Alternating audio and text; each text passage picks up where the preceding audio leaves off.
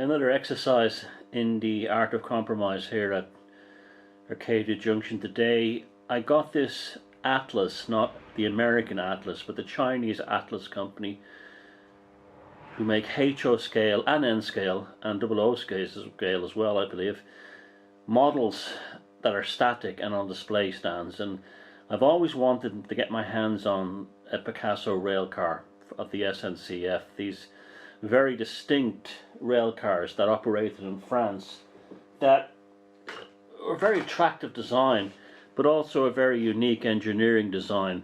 The driver sat in this cab here at the top, and this is where he would drive, and you could look out the front and look out the back, and the doors and everything were automatic, so the driver was not in here or in the other cab end. There was actually seats here for the passengers.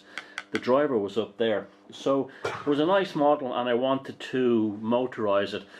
To buy this model, the proprietary ones today are very expensive, and I don't have that kind of money. So what I did was I found in my collection an old Athearn 1960s band drive model, the type that are driven by the rubber bands.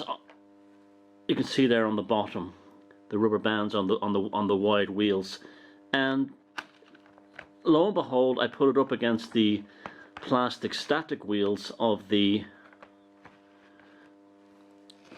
Atlas model, and the wheelbase was exactly the right size. So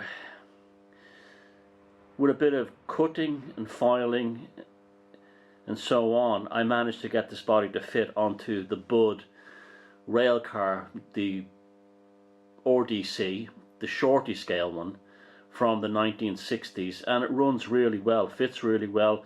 Now the only problem is that it's taller off the tracks than a Picasso railcar should be.